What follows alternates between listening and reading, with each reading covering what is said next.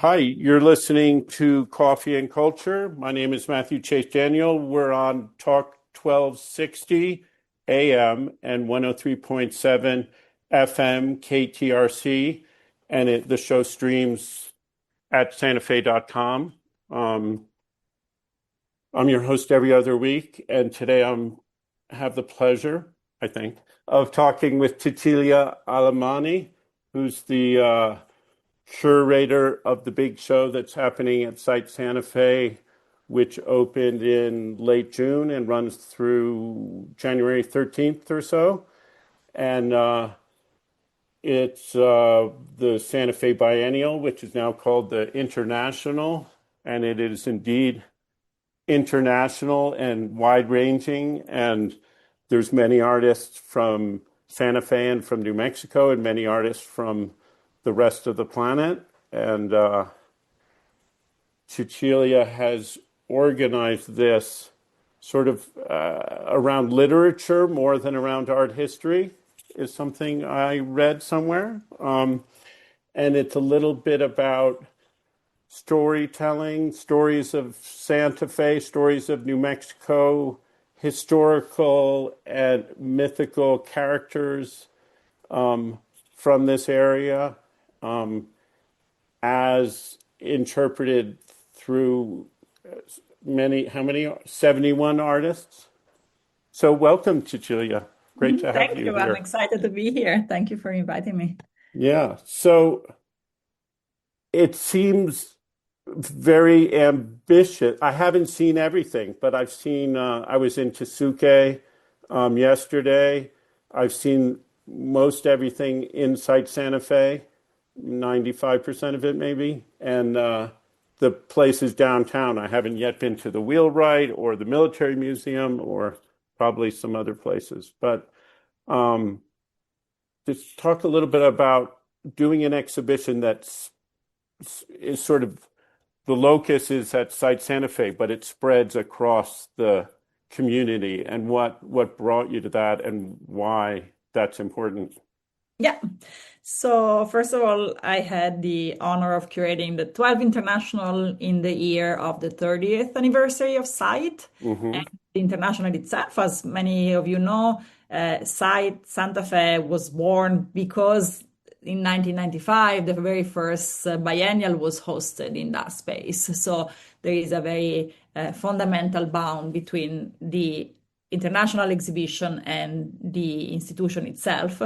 And so to celebrate the 30th anniversary, we wanted to do a show that was, in a way, a celebration also of the city of Santa Fe, and therefore decided to expand and take over and create, new partnerships between SITE and other institutions in town for different reasons. One was, of course, to do a show that could offer artists different kinds of spaces. Of course, SITE is an amazing space, but it's a pretty neutral exhibition space.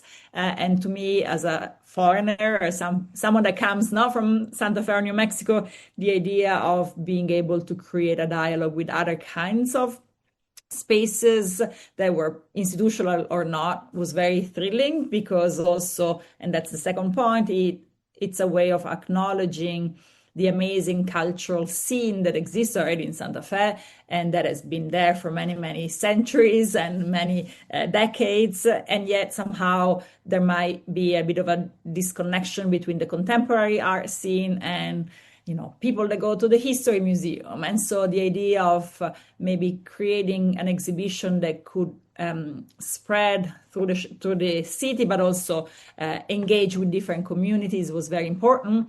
And then finally, the idea of the show is this kind of nexus between the artists, what we call figures of interest, which are these characters or people or individuals that have left a mark in Santa Fe and that are sort of inspiring the themes and the atmospheres of the exhibition, but also the venues themselves is something very important. So the idea that what you see at the History Museum, at the Palace of the Governor, or at the Folk Art Museum makes a lot of sense in that specific place. Yeah, very much so.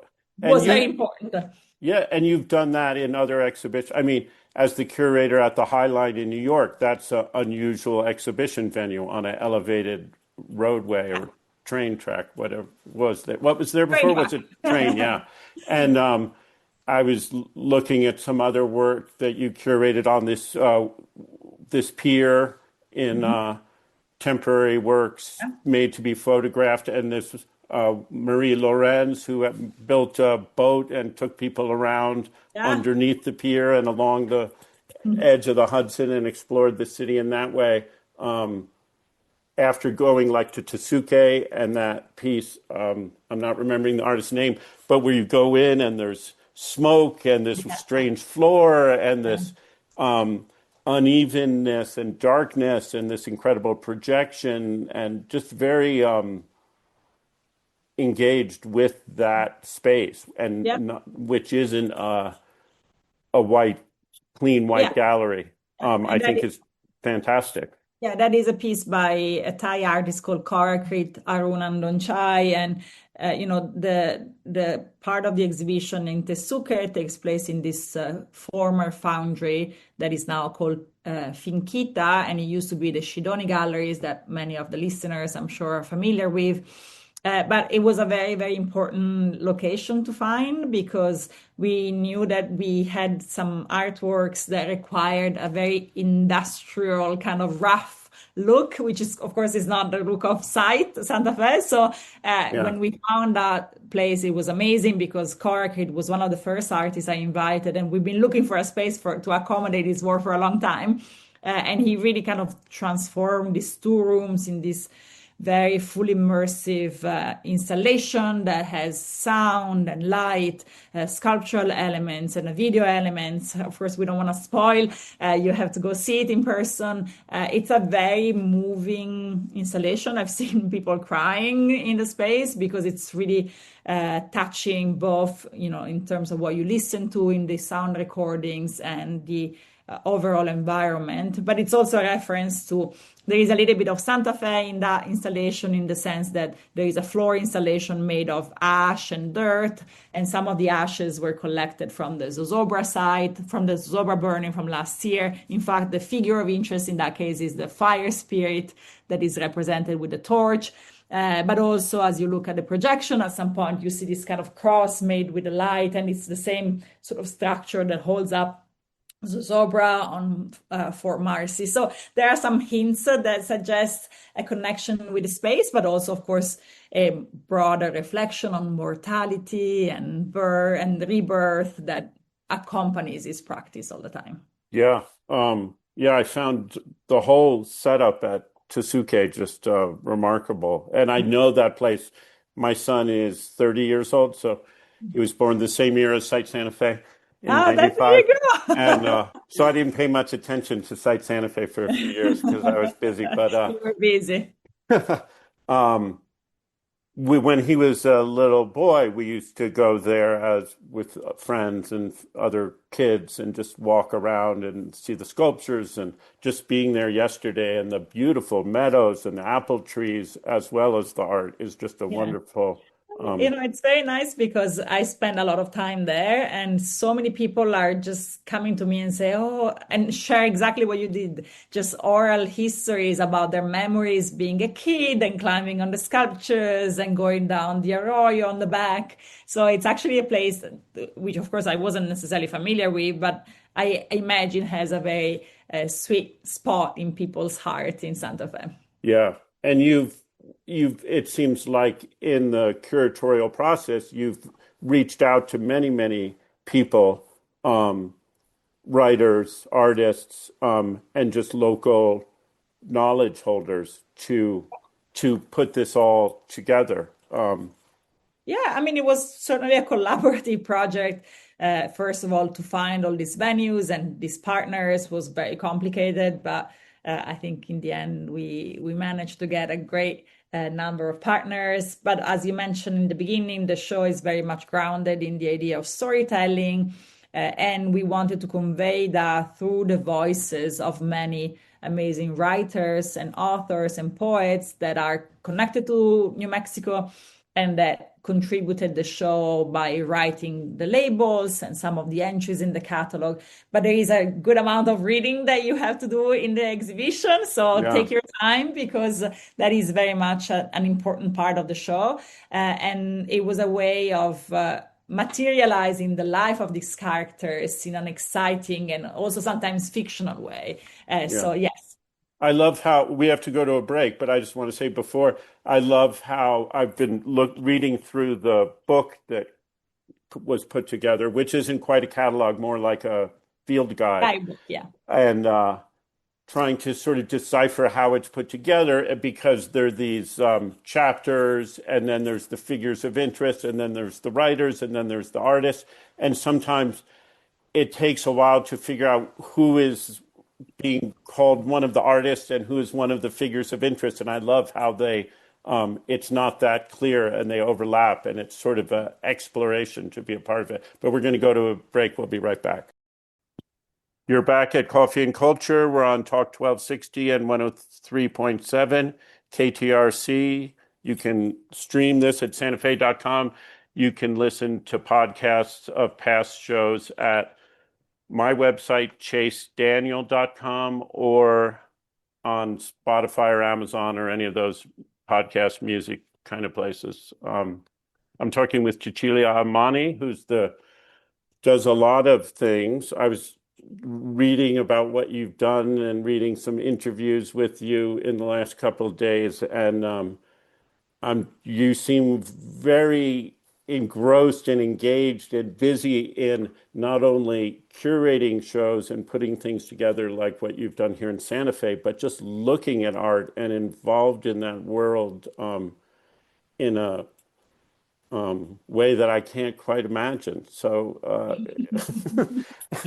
It's not always good. So yeah, better and you not to also have imagine. you're a mother and have a husband, and you're a busy person, and so just like what that that interest, that hunger for knowledge and knowing and looking at, like as someone who runs a art space, sometimes I get exhausted looking at art and I'm like, oh no, not more art, please, But you seem endlessly able to keep looking and engaging. What is that like, just as a I think, I mean, it's my job, but it's also my passion, my love. So I never get tired of it. And maybe, the cynical truth is that you see only that side, but so much of my job is in front of a computer doing emails and boring administrative tasks that when I get to go to a museum, I'm pretty happy. So right? Yeah, never gets boring. yeah, that makes a lot of sense. Um, on a show like this that you've put together at site, some of the works are existing works that fit into the ideas that you're trying to put together. Um, Other work is commissioned work. In commissioning work, I'm sure you're familiar with the artists, or at least deeply familiar with their work, and then inviting them to make a piece that works in the show, but you don't know what it's going to be until they make it. Yeah. That just involves a huge amount of trust and willingness to embrace the unknown. I think Um, both. I think one of the things that I've learned as a curator is that, at least on my side, what I do is also a process of learning and maybe unlearning and relearning. And so when I kind of started working on this show, I had a lot of learning and listening to do because, of course, I'm not from New Mexico. It's not, I'm not even from the States. So, but I think together with Marina Caron, who is our assistant curator, we spent the first few months of this process just doing a huge amount of research on people, places, stories, and histories. And basically, we literally put together huge documents that we then shared with the artists when they were tasked in making a new work. And sometimes, as a curator, I learned that artists like being not being told what to do, but being like stimulated and like saying, there is this interesting story that you might not be familiar with. Would you be interested in thinking about something about it? And of course, I would go as far as sharing the story, not telling them what if it's a painting, a sculpture, an installation, a sound piece. But I think it's in a way it's our duty and job as cultural mediators to also share what we've learned and sort of inspire artists with specific narratives and stories. So that happened very much in the process. Like a good case is someone like David Horowitz, whose work you can see at Finchita in Tesuke, and he's a sort of reflection on the history of the Japanese internment camps that were in the Southwest. I knew that he had done works about them in the past because his grandmother was interned into one of these camps in Colorado, and didn't I assume he didn't know there was one in Santa Fe, so that kind of triggered whole discussions and conversations about what he could do, and eventually he did a quite poetic piece that is on view at Tesuke and is inspired by a specific story, but with his very very personal take on he like issues of memorials and monuments and stuff like that. Yeah.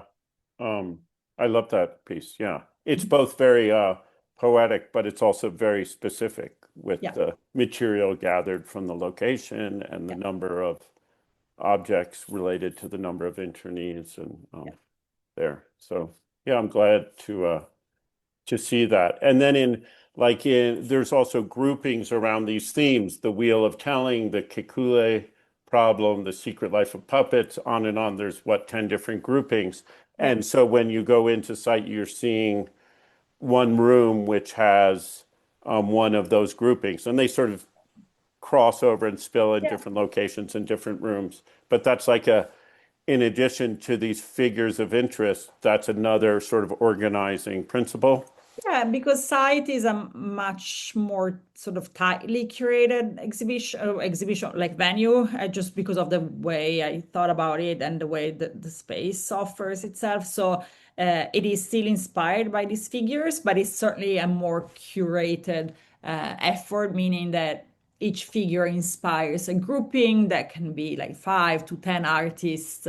And so, sometimes that is just my job as a curator. I put together things that made sense, that are not necessarily site specific or site responsive, some of which are also historical artworks. And other times we still engage with artists saying, you will be in a room that talks about energy and how New Mexico has been what is the definition of energy in a place like the Southwest or New Mexico, both thinking about a more spiritual tradition or connotation and vice versa, thinking about the sort of nuclear exploitation of the land. And so in some cases some of were my choices, other times where artists came up with something new for that, but it's certainly more like tightly curated there. Yeah. Yes. I like how that room about light, whatever that one was called, In Touch with Light, maybe, Yeah. um, is both sort of this spiritual people and this amazing that brass or copper Mhm. baton that Yeah. looks very heavy. That It's this, so heavy. It yeah, is I actually really, really really heavy. wanted to pick it up, but I knew I wasn't allowed. Um, And I never heard of that guy, and that's fascinating. And then the painters who are evoking light and sort of the spirituality, both like Florence Ah, Pierce, but also Diego Medina, um, and then also responding to the light of the blast from Trinity. yeah, And so this both two-sided thing of like this sort of enlightened aha moment kind of thing paired with this destructive light and which I think Will Wilson's work really speaks to in itself of those two things, like the beauty and the destructiveness of both the land art and the uranium mining. yeah. Because those uranium tailing cells are somehow beautiful in an odd way. Yeah, they look Um, like kind of priests or like, either like pre-Hispanic construction or pyramid, and they're kind of impressive, but then also, of course, scary and frightening. Yeah. Um, it's time to go to another break, so we'll do that and we'll be right back. My name's Matthew Chase Daniel. I'm talking with Cecilia Alemani about the Once Within a Time at Site Santa Fe. You're back listening to Coffee and Culture. I'm Matthew Chase Daniel talking with Cecelia Alemani, who's a curator who curates at the High Line in New York City and curated the Venice Biennale during the pandemic, which was a bit of a challenge, it looks like, but I've heard great things about that show. And is now curated the show at Site Santa Fe, the International, for the 30th anniversary of Site Santa Fe this year. And one thing that I loved in sort of that first main room that you come in is both the Helen Cordero storytellers, but also the Kikule problem, which I also hadn't heard of, which was what Cormac McCarthy, was he talking about Yeah. that? Which is basically this issue of having some sort of epiphany of working out a problem in a dream or in your sleep. And then how is that possible that our mind puts that together when we're in this unconscious, somewhat irrational space, dream space, but it makes sense in the rational waking space later. And then Scott Momaday's The Story and the Dream Cannot Be Told Apart, and this idea of circularity and the Ouroboros and the snake eating its tail and this sort of dreams, reality, waking reality, dream reality, circularity. It reminds me of Mircea Eliade, the Romanian historian, who I think once said, maybe this was made up, but said that the difference between myth and history is that myths are true. Totally. Yeah, I thought that was brilliant. And that the show reminds me of that, in that you're telling or you're organizing artists to tell this story of New Mexico and of Santa Fe, but it's not a didactic telling. It's these figure of interest are inspirational points. Writers are tapping into that. Artists are tapping into that. And so getting ready for today, I've been looking at the show for a couple of days more closely. I was thinking I had 6 months to look at it, but then we scheduled this, and I was like, oh, I better get it together. And at first trying to really figure it out in a way, and then sort of realizing that maybe I shouldn't try. It's not something to figure out, it's something to experience. And different parts of it come into our bodies in different ways, viscerally and intellectually, and through writing and through seeing. I don't know. Is that I, I mean, that's a great compliment. I hope that's what was achieved. I mean, it's certainly a show that offers, or my hope was to be able to offer different entry points. Sometimes big shows like these, especially in international biennials, end up being very, just for the lack of a better word, like didactic or illustrative of a theme, Mhm. without leaving much space for imagination.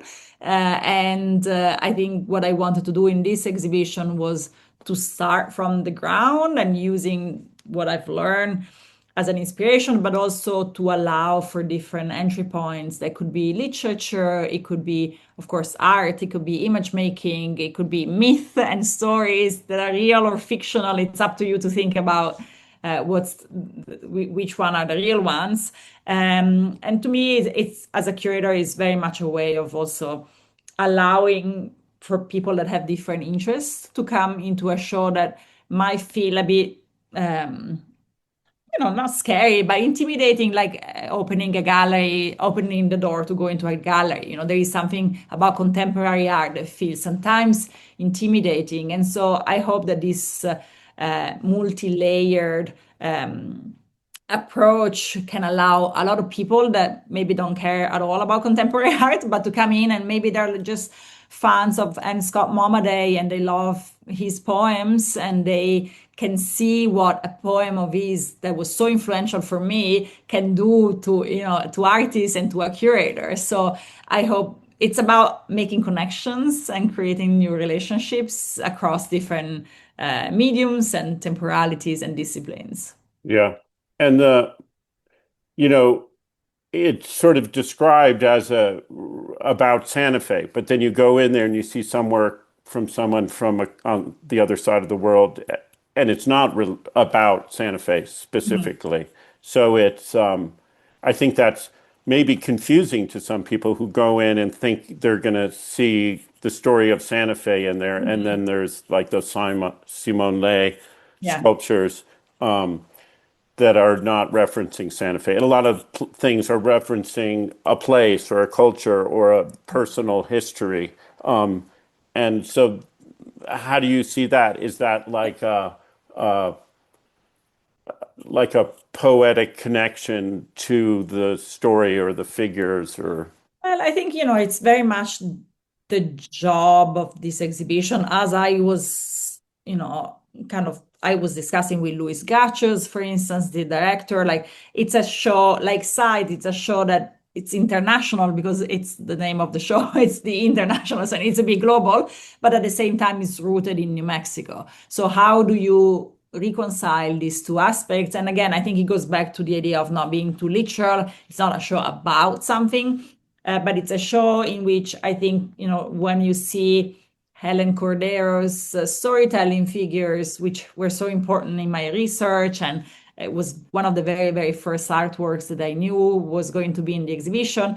What is the relationship with one of the, most acclaimed global artists like Simone Lee, who didn't make an artwork about New Mexico, but with whom you can find connections and affinities and rhymes.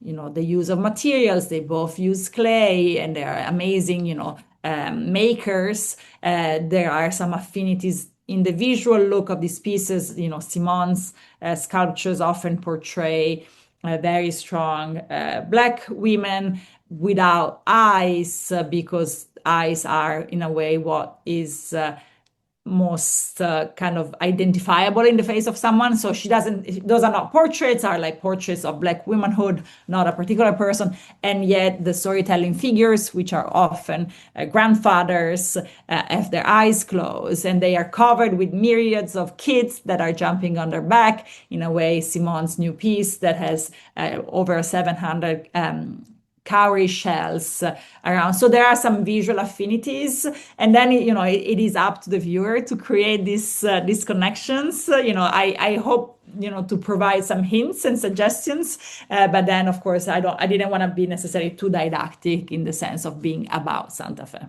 Yeah, that's good. That's a good explanation of it. Thank you. I appreciate that. So when you curated Milk of Dreams, it sort of responded to the time of the pandemic, and you described the process of curating that as like diving into Zoom that created both disconnection and extreme intimacy in the Yep. relationships. And that was a very particular time in the world.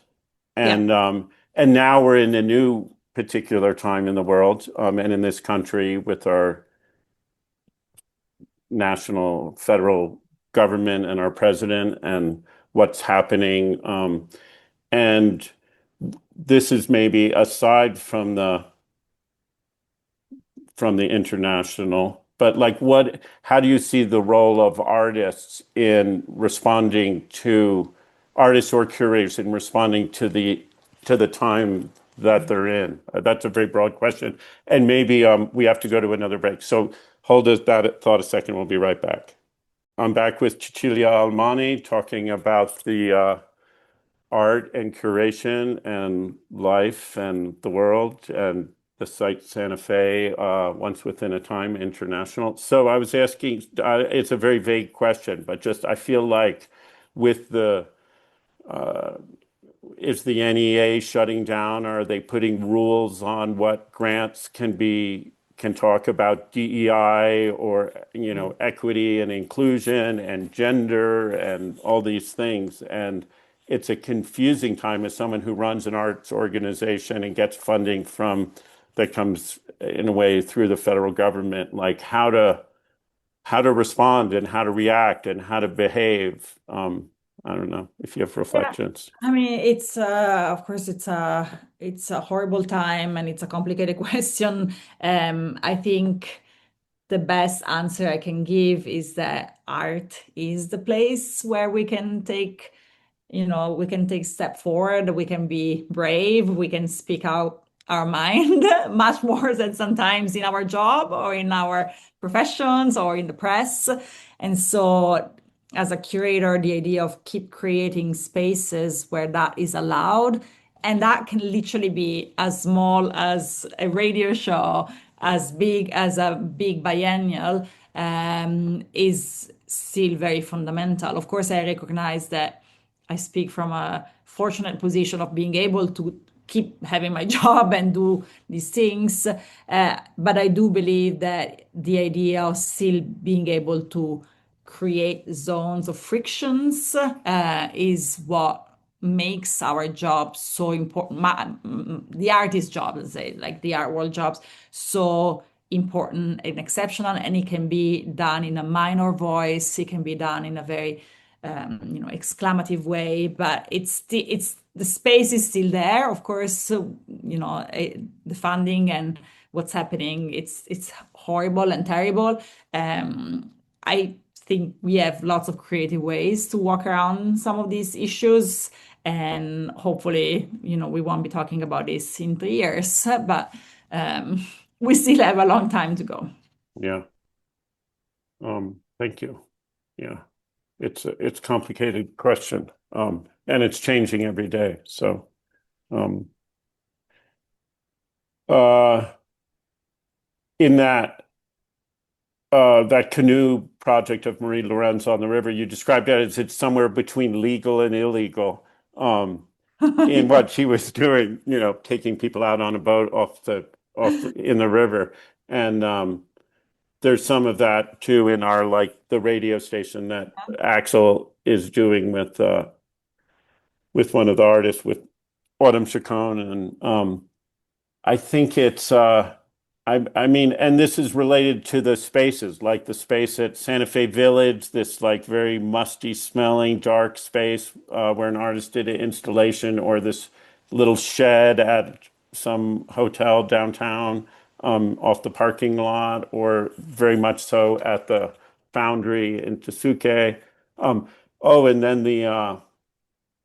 the weed shop, Best Days Cannabis Yeah. Shop, which, I'm not a cannabis Somehow smoker that. anymore for years. But it was a great experience to walk in there. I was like, okay, I'll go in here, I'll see what it is. And I was sort of expecting something small.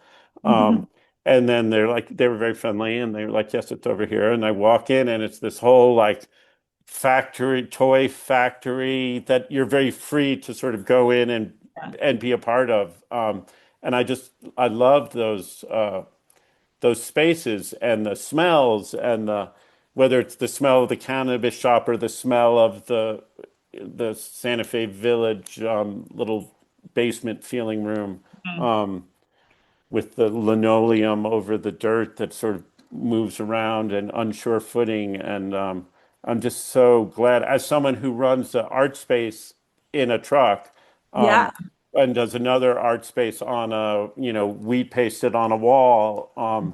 And I just like the way the show breaks down. You're talking about site Santa Fe is a beautiful space, but it's like clean white space, and every it's gotten cleaner and whiter, not whiter in terms of the people, but whiter in terms of the Yeah. walls and the um over the last 30 years. It's Yeah, sure.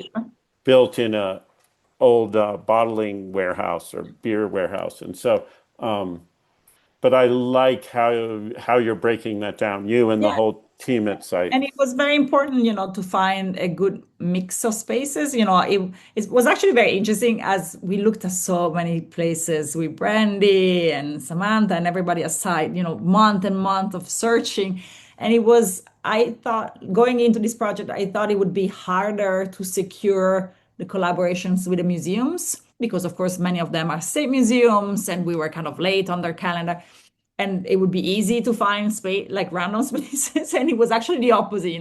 All our 5 museums was an amazing collaboration. They came on board right away and were super generous and understood the complexities of the project, and it was much harder to secure those venues that you just described, the less conventional, which were very much what I wanted, Right. because I know that artists just love showing in places like that because they're unique. They don't happen in every single city. So it took a longer time, but we were able to secure some that were very inspiring and engaging with, each of the artists' sort of vocabulary. And like the Santa Fe village that you just mentioned, the artist is called Amol Patil. He's an artist from India, and he works with these very tiny bronze sculptures, but also has kinetic elements that are literally made with nothing, just a light bulb that goes up and down, and yet it can create such an amazing, magical atmosphere, which would not have been the same as sight. It would have just looked like it would have been beautiful, but I would say that the space adds some characters, but also some stories, and it's a way also bringing people to this weird, former trading posts or fake trading posts in downtown Santa Fe. And the Yeah. same with, with Best Days, which were amazing collaborators. I think it's very funny because a lot of people go in and they think that the artwork is actually this giant machine that rolls drawings because it's such an amazing monumental thing that you see. And instead, of course, as you mentioned, the artwork is in the back in a VIP lounge or like in a smoking lounge. Yeah. So there are also these kind of expectations that we play a lot with the idea of expectations, what Yeah. you imagine to see. I love in another way, Daisy Quesada-Ureña's work at the Palace of the Governors, which is this very historic, important building in Santa Fe, in the history of Santa Fe, and the way and I've seen shows of hers in the past and appreciate her work, but I really liked how the shoring posts, these columns to like hold old ceilings, were in there like they were holding old ceilings. So that was very responsive to the nature of that museum, of that building, Yeah. of the age of that building. And then the works in these very thick plexiglass boxes. Um, it was great because it is a museum space, but it's not a white box museum space. And it just so much worked with the architecture, the history, the collections of that space with her work. And I Yeah, just, and that was one of the very first places that we wanted to use. And I think what you just said, Daisy did such an amazing job in understanding the place and its history and understanding and also being very humble in not just bringing her work to this space. She could have just done a big display of her beautiful sculptures, but instead creating a dialogue between her own work and objects from the collection, both of that museum and other museums in town. And to me, it's almost an image of the entire show with these different heights that are reached through these poles and the vitrines, but also the different stories and temporalities that converge in one place. So I think she did a very excellent job in embracing the ethos of the exhibition. yeah. And even the pieces that were her works were like Alicia Inez Guzman's shirt that she wore to a Los protest in Los Alamos, yeah. Alamos, or Porter Swensel's belt or something, very related to the whole thing. They weren't just random things that she already had. And I thought that was great. We're out of time. It's been such a pleasure chatting with you. I've met you briefly before, but it's nice to talk more. And thank you so Anytime. much for coming to Santa Fe and doing the work you Thank you. do Go see the all show. over. Yeah. See So the you. show is up till January 13th at Site Santa Fe and many other places. Site Santa Fe is free to go all the time, and you can find If you don't know about them, there's a lot of information on site's website and guides and maps and things at site and all of the locations. And you can go to sitesantafe.com, I think, or .org. I'm not sure. You can figure it out. Google Site Santa Fe and it'll come up. Thank you, Cecilia. Thank you, Matthew. It was great.